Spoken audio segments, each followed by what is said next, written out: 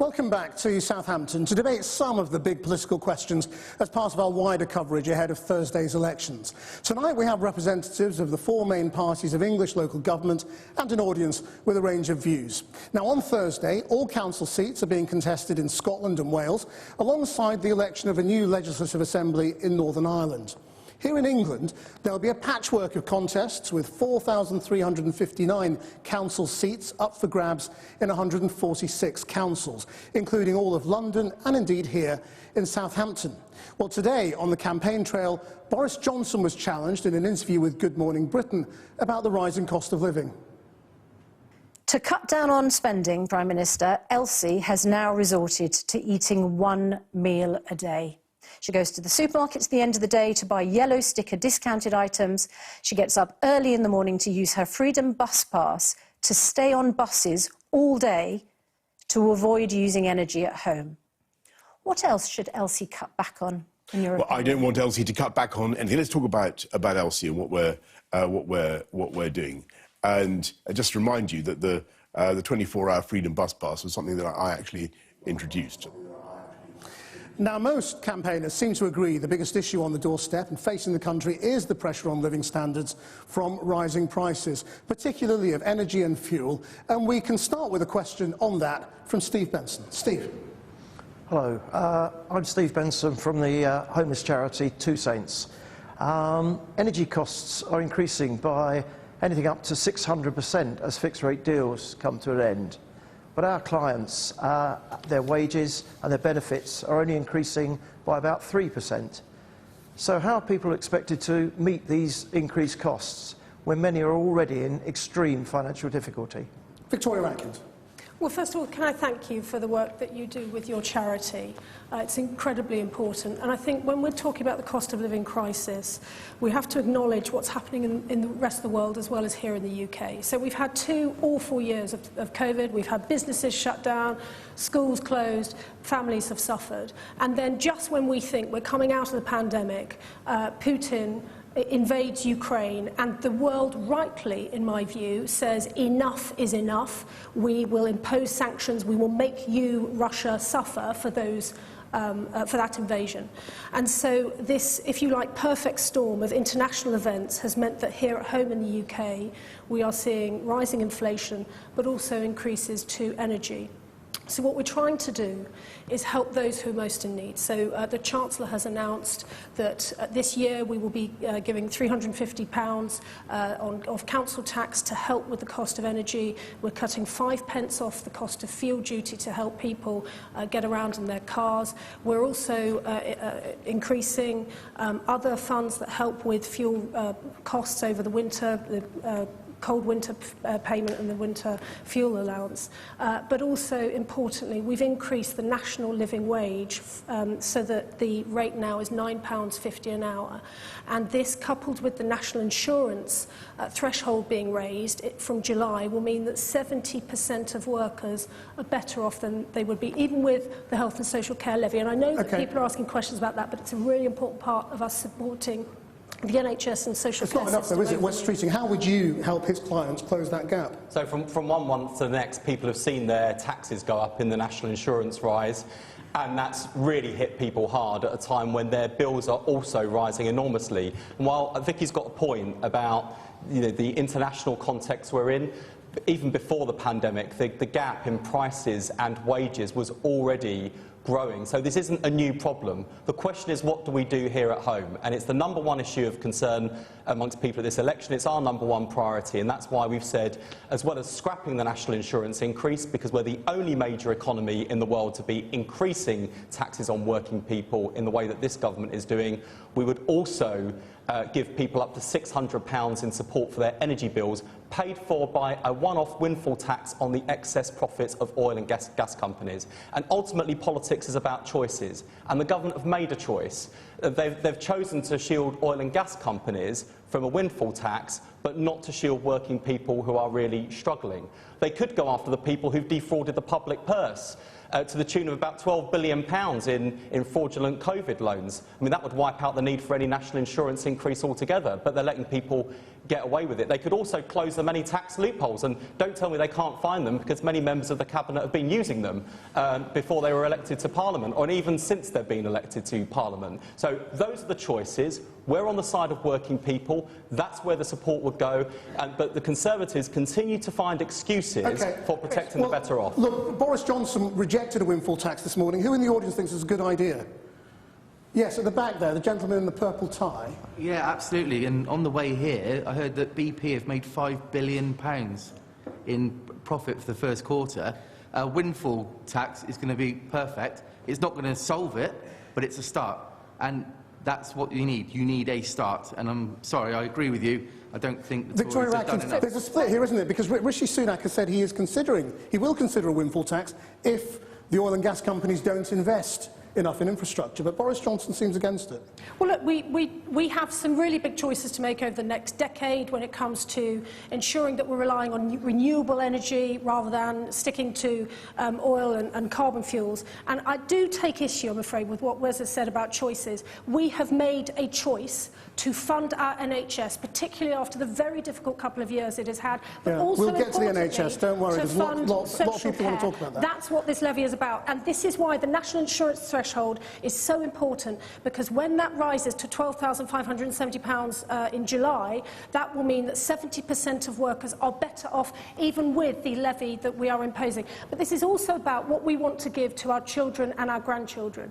Yet we have had to borrow extraordinary amounts of money in order to pay for the furlough scheme. I'm sorry, I'm going to move us on, because we'll have to save the grandchildren for another time. Ed Davey, answer his question. How are his clients going to meet this gap between inflation and what their benefits are going up by? It is extraordinarily difficult for people. Millions of families and pensioners are struggling.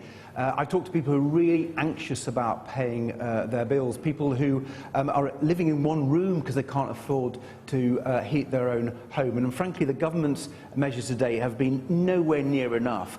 What Victoria failed to mention... But what would you do? Well, I'll come to that. They're putting up taxes. They're making it worse, not making it better. I think there should be a tax cut. There are two things we do.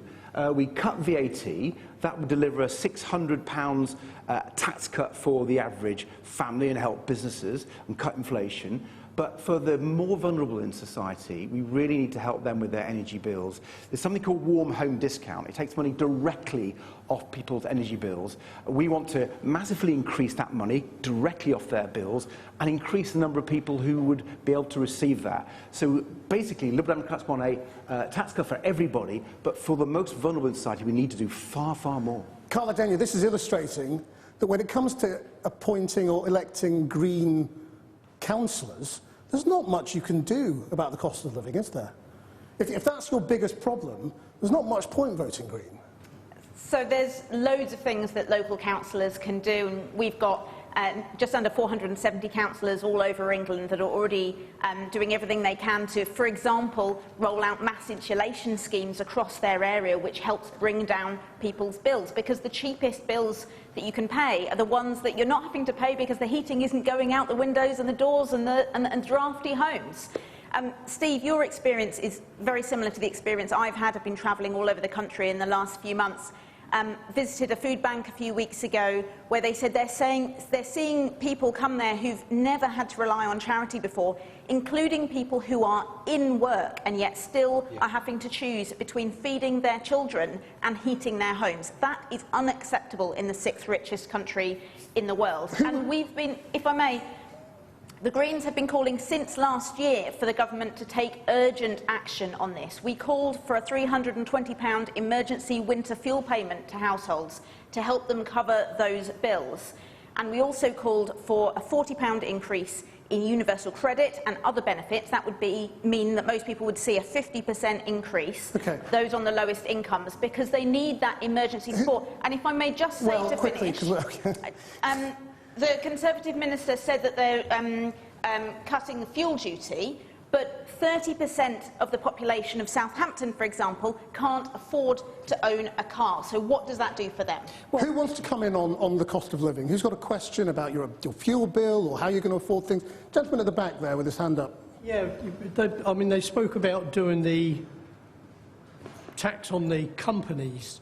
Rather than do that as a one-off, why didn't they leave the cap on gas and electric as it is and let the companies take that out of their profits, and then if they're losing too much money, then they can look at it again, and it wouldn't make a heap of the difference to the cost of living to people like us. OK, and thank you. The lady on the end here in the striped sweater, right on this side. So the government's policies to ease the cost of the living crisis on students have been, frankly, non-existent. Students aren't eligible for benefits. We don't pay council tax. We're not going to get that kind of money back. We are still facing growing bills. Many of us have to take on extra shifts at work. I'm doing basically 4-hour shifts just to afford to eat and go to university. What would you do to actually ease this pressure on students? We're streeting. And could you also just pick up the point about the price cap on gas? Yeah, these are good questions, and I think much more needs to be done, particularly around student hardship for students from the most disadvantaged backgrounds. And I was one of those students, 20-odd years ago now. But, I was constantly working full-time throughout the university holidays to make sure that I could afford to get by. And when I look at the rents that students pay and student accommodation, when I look at the general kind of cost of living pressures that students be subjected to, I'm not sure I would have kept my head above water as someone from a working-class family. So I think more needs to be done there. And just on the gentleman at the back, the question about the energy price cap, well, we have an independent energy regulator, but the reason we went with a one-off windfall tax on oil and gas companies is because it was on excess profits. So these were profits they didn't expect to make, are only making because the wholesale price of energy has gone up significantly because of the international factors that Victoria mentioned. So why not have a one-off windfall tax on oil and gas companies on profits they were not expecting, will not be investing? And why is Rishi Sunak voting out saying, why aren't they investing it? But, you talk about it as a one-off. What happens next year? Exactly. When gas prices are still high. And we'll do it again. No, if gas prices are still high, they'll still be making huge profits, and so they can still... So this will become an annual tax, not a... It depends how long these prices stay high. Let me tell you, what Victoria said was that, it was all happening all around the world. Well, other countries are doing far more for their people. Other countries are taking big measures. In France, for example, they capped the rise in energy bills to 4%. They really took measures to help people, and you're seeing other countries cutting taxes, not raising taxes. Why, Victoria, are you, for example, freezing income tax allowance? In a stealthy way, you're dragging the low-paid into income tax. That's hitting the lowest-paid people in our society. It just doesn't make sense when they're struggling with these heating bills, rising food bills, rising prices at the pump. We've really got to help people, and you're making it worse with your tax rises. So, again, I draw you back to the point that this levy is to support the NHS and social care. What about the income tax allowance? Which is incredibly important. And you're bringing low-paid into income tax. I think we all... I would imagine, actually, that the opposition would support us spending £39 billion more on the NHS. But we've got to pay for that. We cannot pile that on to future generations. And so we have done that partly through the levy. But we are targeting help on those who most need it through a range of measures. We are doubling the support fund that is available to local authorities to identify the most vulnerable in society, to help them with cost of living worries that they have, including pensioners. And it is this targeted approach that is important. I trust as a local member of Parliament, you will be directing your constituents to all these different sources of funding that we know. We know, for example, that there are 850,000 households who aren't claiming pension credits, but who are eligible for them. So I think we really need to help people understand the help that is out there. But that's not if I may, there's a website, moneyhelper.org.uk, where people can have a look. It's free, it's trusted advice, and they can help you talk through. I know people who I'm really conscious we don't want to kind of just keep on interrupting Victoria, so I don't want to do that, Victoria. But I don't think that really quite cuts it. When you look at the consistent choices the Chancellor makes, so for example, in the last budget, he could have acted to help people on the very lowest incomes who'd lost £20 a week in universal credit cut, but he gave away a big tax super deduction to the top 1%, which could have paid for that policy, but he chose not to. And I think the part of the problem with the Chancellor that we have is that he just doesn't understand what life is like for most people. He doesn't understand the value of £20 a week to people who now don't have it. And that's why I say politics is about choices. And this government continues to make bad choices. We've now had 15 tax rises in just 2 years. That's more than every tax rise combined. But isn't this sort of politics of envy and easy kick? No, it's not, the fact that Rishi Sunak is rich the politics of is neither here justice nor and there. fairness. It's the politics of justice and fairness. And in a crisis like this, asking people with the broadest shoulders to bear the burden instead of constantly clobbering people who are lying awake at night wondering about how they're going to pay the bills. It's the politics of justice and fairness. Carla, briefly. Yeah. Thank you. The Green Party is not afraid to say that we would tax the obscene profits that the fossil fuel companies are making, and I totally agree with the thrust of your question. Yes, why does it have to be one-off? Why can it not be ongoing? In fact, we see a dirty profits tax which could raise a lot of money this year, but we see that as a stepping stone to the Green Party's long-term policy of a carbon tax which would properly price the impact that fossil fuels have on our society. Let me just find out a little bit more. I've got a really interesting statistic on that. There was some research done, largest study ever, representative sample in the UK.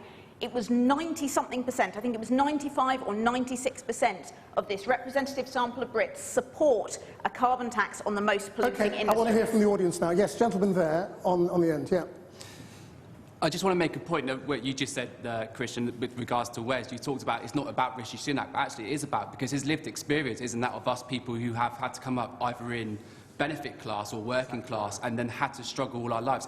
Rishi Sunak is a local person who went to Winchester College and now has a wealth of £200 million and plus that in his family. So actually we need people in that room with that lived experience to help the working people and people of our country to make progress and to live comfortably. Gentleman in the purple, you had your hand up as well, didn't you?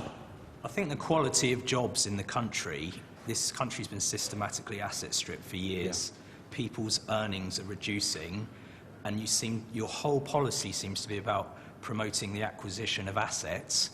We won't tax you as highly on assets as we will if you're in a job. You've cut entrepreneurs' relief from lifetime allowance from 10 million to 1 million. It seems you want to create a society that Rishi Sunak's experienced about your only ability to get on in this country is when you get your inheritance and how much it is. And I think that's a really, really sad state of affairs. I think you're taking... Just finally, hang on, I just want to hear from this lady on the end here. Yes, you've had your hand up for quite a while. On the front row, yeah. These big companies making loads of money, but can you do anything creative to keep people spending more money? Because when essential living goes up, I get cut. My clients cut me. So what are you thinking creatively about how to keep money in small businesses' pockets? It's one of the reasons why Liberal Democrats want to cut VAT, so people have more money to spend on business like yours. And I have to say, going back to Rishi Sunak, there was a tax cut he did in his last budget. Do you know what the tax cut was? For banks. £7.2 billion of tax cuts this Parliament for banks. Yep. How can he find money for banks when people are struggling and can't even heat their homes? This is completely the wrong priority. So I'm going to return to the elections on Thursday, the local elections, where everybody who has a vote on Thursday gets to decide who runs their local councils. I was campaigning today in Wandsworth. They charge half the council tax that their Labour neighbour does in Merton. And if you look across the board at the cheapest council tax councils in England, they are Conservative. And so for that decision on Thursday, the cost of living is really, really important. We are going to be living with this, I fear, for months, because of the international situation. But in terms of helping our cost of living, the way to help ourselves is to vote for Conservative-run councils on Thursday. Okay. And I don't want to be the guy that interrupts, by the way, but on average, council tax in Labour councils is on average £329 lower than they are in Conservative authorities. Right. Those are the facts. Channel 4 Fact Check can look into it. Let's move on to... Not going to let that stand, Victoria, so I don't want to keep on... Let's move on to another topic. No, because the last month has seen a series of political scandals, including the Prime Minister and Chancellor being fined, and an MP standing down after a conviction for sexually assaulting a child, and another after admitting watching porn in the Commons chamber, and yet another found to have bullied a member of staff. The Labour leader has also had to fend off allegations about beer and curry during lockdown. So is any of this important in these elections? Let's begin with the big one, Partygate. Who here thinks it's really important and Boris Johnson must go one way or another? Goodness, right, okay. If you're a Conservative and still think Boris Johnson should go, could you put your hand up? Right, gentleman here, let's hear from you. Actually, no, the lady in the green.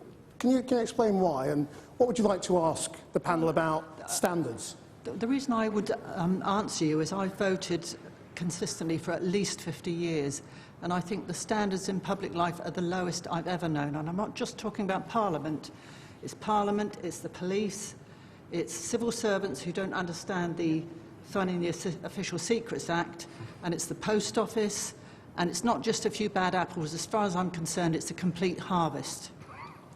Right, and what difference would getting rid of Boris Johnson make? Well, because hopefully somebody with a few more better moral compass. Okay. Victoria Atkins, this is presumably coming up on the doorstep, or is nobody mentioning it? I have to say, where I've been campaigning, I totally, respect the lady's view, but where I've been campaigning across the country, the focus has been on local issues and also the cost of living. I do take the point, the concerns that have been raised about Partygate, and indeed the Prime Minister has apologised for all that has happened and made the point that he very much believed that he was telling the truth, being straight with people throughout this. But the point that the lady raises about wider public service, I do, again, understand this point. I mean, my job is to tackle violence against women and girls, as well as take care of our prisons.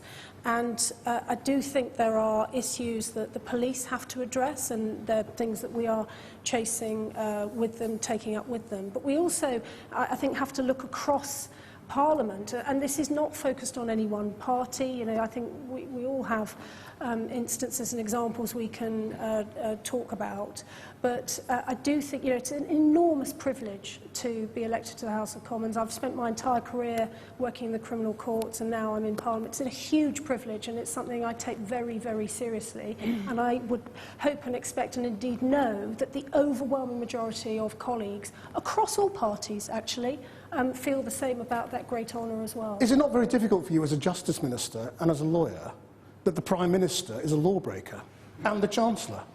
Is that not something to be ashamed of? So, look, I think that the police they've imposed those penalty notices. The Prime Minister and the Chancellor both paid them immediately.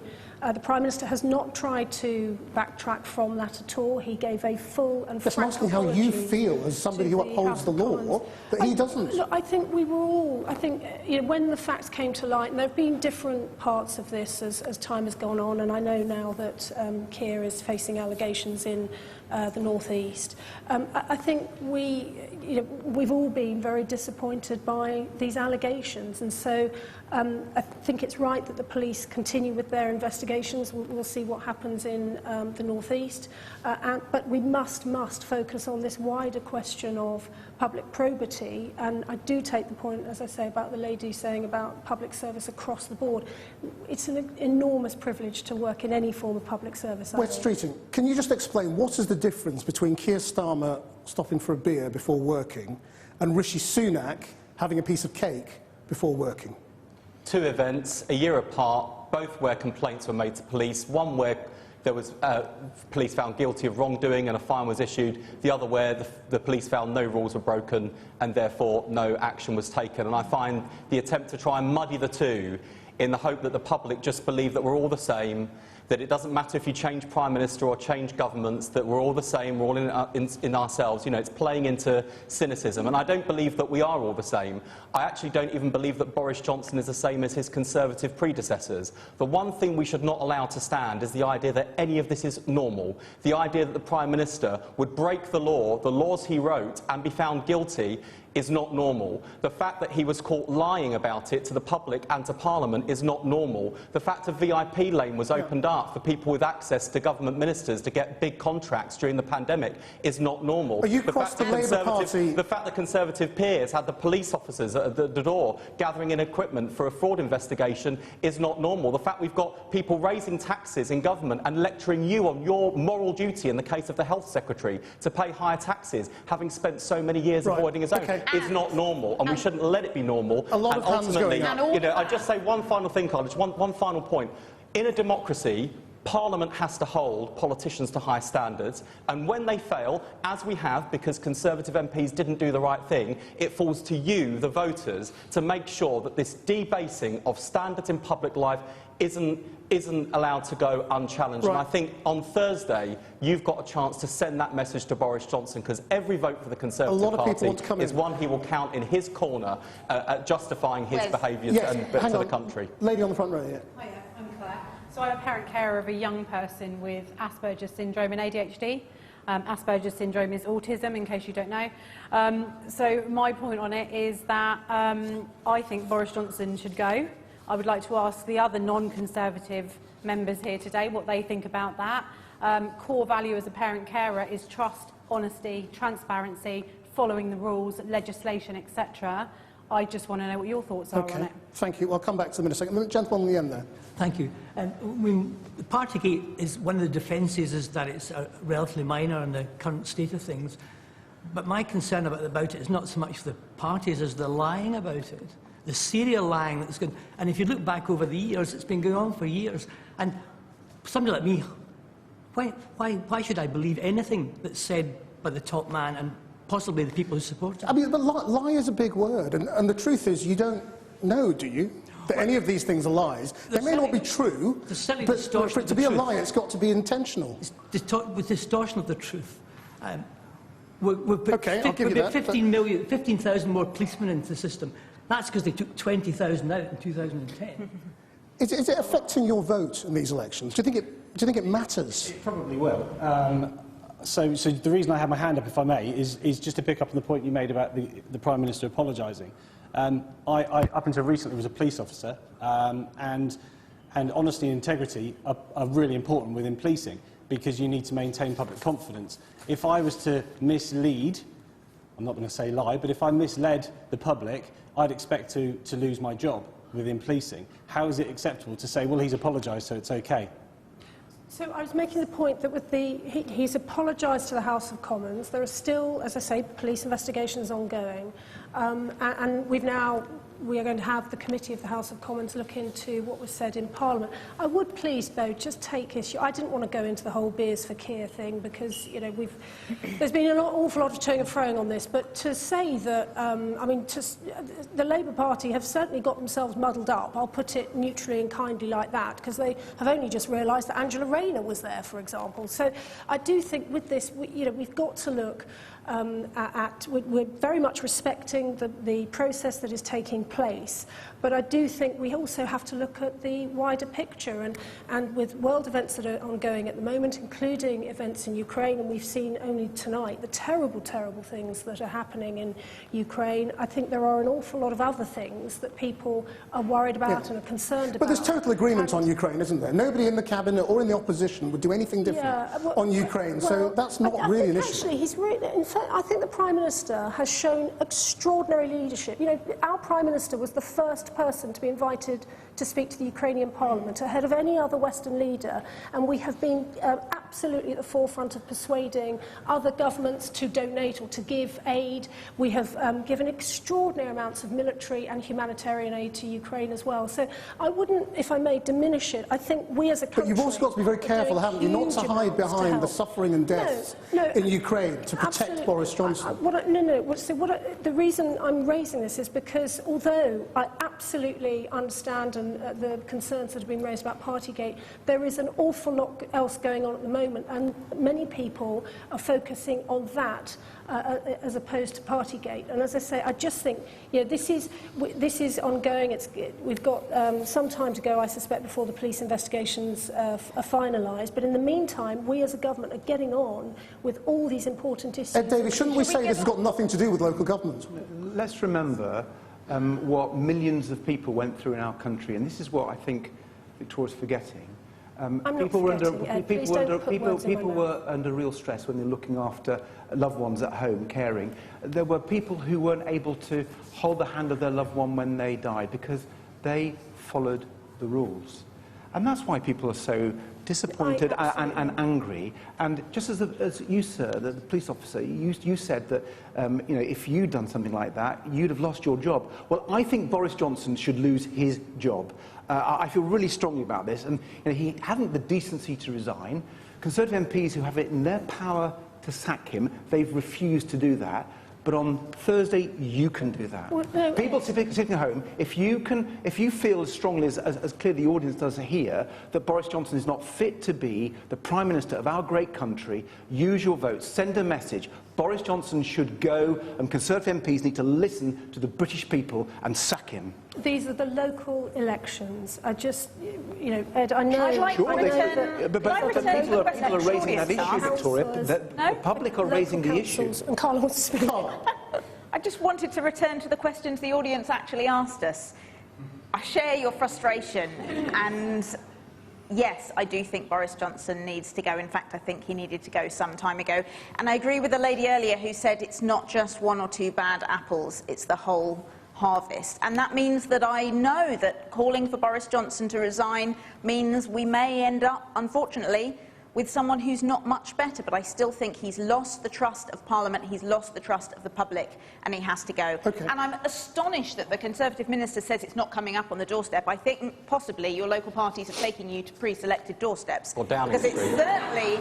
it's certainly coming up on the doorsteps for me and Green Party campaigners up and down the country, where we're meeting people who've been long-time Conservative Party voters who are saying, never again, and are considering voting Green because they know that we do politics differently. Well, one of the other issues, and it's a national issue and a local issue, is the whole question of the NHS and care. Now, Claire, you've already spoken briefly about your son, who has care needs, but you actually came with a question about the NHS, didn't you? Yeah, so it's well, there's 2 points to it, really. Carers allowance being one of them.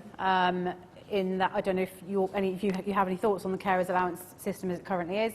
£69 a week for unpaid carers, providing 24 hours a day, 7 days a week. That is a job in itself, and it's £69 a week. It went up £2 in April, £2. I'm on carers allowance alongside a job for Rose Road Association, but it's not okay. It's not enough. There's many carers out there that are at breaking point. So what's your question? And struggling. So I want to know what your thoughts are. It needs a revamp. It needs to be completely revamped and sorted and, made to be fit for purpose. Ed Davey. I couldn't agree with you more. During the pandemic, when they increased universal credit by £20 a week, I asked the Prime Minister several times in the House of Commons, would he do the same for carers allowance? Would he give carers £1,000 a year increase? And he refused point blank to do that. I asked him about the other thing that carers raised with me, the need to have a break. And to fund local authorities so they can provide those breaks. Again, a complete refusal by the Conservatives to move on that. I feel huge sympathy with carers. I've been a carer much of my life. I looked after my mum when she was terminally ill, for my gran when she was in her early years, and I now look after my son with my wife, who he needs 24/7 care, he can't walk or talk. And I talk to many carers organisations as a result of that. And the issues you've brought up are exactly what they bring up to me. They just want some help, particularly with an increase in carers allowance. They want respite care, they want breaks, and the government's refusal to do that, I think actually is just so wrong, Wes Streeting, I mean, you keep talking about the government having the wrong tax at the wrong time. What is the right tax at the right time? Well, it's not just about tax, it's about what you're funding as well, and this is unfinished business for Labour. I mean, when we left office in 2010, we'd done a huge amount to turn around the NHS. We had reduced the waiting list and we had the highest patient satisfaction in the NHS's history. And one of the last white papers we published was towards a national care service, and it was about saying, how do we take the same level of ambition that the 1945 Labour government showed towards health, and how do we take that to care? Because it's, I take your point about carers allowance entirely, and one of my sisters is on carers allowance for my niece, so I have a good understanding of the sort of pressures that people are under, as well as what I see as a constituency MP. There's also, I think, one step ahead of that is how much we're asking of carers in terms of the care that family carers provide. And of course, look, this is part of human nature. It's part of the human condition. We care for children, we care for our elderly parents. If we've got working age disabled people in our family that need support, we provide it within the family. No one wants to change that, but I think the disproportionate burden that's falling on families, that's actually creating a generation of people who are becoming stressed and ill and in need of support themselves, is not sustainable. You know, our ambition is the same. You know, we want to see a national care service. We're looking very carefully about because we don't want to go into the next election saying we're going to promise a national care service free at the point of use for everyone overnight. But you will tell us which taxes will pay for it, will you? But yeah, we'll set that out in the next election, because, you know, the other thing, by the way, Christian, is a fundamental point here about how you fund public services. The tragedy is, if the economy had grown over the course of this government, just at the same rate it did under the last Labour government, there would have been £30 billion of extra revenue to spend on public services without raising a penny of extra tax. So we've got to get the economy growing, we've got to make sure everyone benefits, and then we can make sure that we fund the public services that people desperately need. And for Labour, delivering a national care service is our unfinished business and will be a mission for the next Labour government. So the reason that we have taken this really difficult decision to raise the levy that we have done is because we absolutely understand the pressures on your family and other families, not just obviously in a caring context, but also the backlog of treatments that we've seen throughout as a result of the pandemic. And so this is why this £39 billion over the next 3 years is a really big deal. I know Wes and Ed don't agree with it, but we think funding the NHS and funding the social care system in a responsible way is the best thing we can do to help future generations. Now, in terms of Wes's claims about growth, he's not, if I'm honest, he's not telling the whole truth, not giving the whole story, sorry, because actually last year we had the fastest growth of any country in the G7. So we'd have the biggest recession. It's gone down, but in fairness, Ed, the IMF have said that we will be up to the top again in 2025. So we are very much looking at what we can do to invest sensibly and carefully in the NHS. No government has tried until now to grapple with social care in the way that we have. You know, it's very difficult stuff, but we are doing it with this levy. We want to build a sustainable system for us all. The lady in red. The child and adolescent mental health service in this country has buckled. The social care system is under ever-growing pressures and cannot perform its duties consistently. The mental health of our children and young people is at an all-time low from my experience, and they're impacted by COVID and lockdown, the threat to the climate that they're facing. Now there's assured destruction messages coming from Russia, and on top of all that, so many other pressures that our young people are being faced with, and the system can't cope and can't meet their mental well-being needs. Who is going to finally have the mettle and the will to address this issue and fund it and resource it properly so that our children and young people can... Gentleman here in black, you had your hand up as well, in the second row. Yep. Go for it. I've seen the political landscape change from the days of Margaret Thatcher and Neil Kinnock. My question is, in relation to the cost of living, social care, and all the issues that people are raising today, what political party is actually going to listen to the British people and make a difference, not make excuses, not create scandals that don't get dealt with properly, so that the students and the small business people like myself have some assurance in the future that this country will prosper? Okay, thank you very much. And just finally here on the end here, yeah, what were you going to say? I work as a COVID-19 vaccinator, and I see with my doctor colleagues and my nurse colleagues who've come out from fresh from the pandemic and have to continue working, the immense fatigue that they're put under. And they either have to leave the NHS, which, you know, costs their whole family money, but there's no mental health services in place to help them. And so I question, even though you say you raise this tax because you love the NHS, why don't you make sure companies, big companies, pay the actual taxes so the NHS can get the proper help they need after coming out of this ridiculous, immense pandemic, so they can help with the fatigue that they feel. Thank you. I'm going to leave those questions as rhetorical ones, if you don't mind, because we've been around the panel, or most of the panel, on this one. I just want to come to a final question in our final few minutes, which is about immigration, which has been a big issue, both with Ukrainian refugees arriving in Britain or struggling to arrive, unauthorised cross-channel crossings beginning again over this weekend, and today the government saying it would be months at least before a new scheme for deporting people to Rwanda might start. We have a question from Bongi Mpofu, who's a refugee originally yourself. Yes. Yeah, my question is why is Libya, Afghanistan and Iraq refugees, why are they not treated the same way as Ukrainian? Not like I'm not feeling sorry for Ukrainian, I feel sorry for everyone, but I expect like the government to treat everyone the same.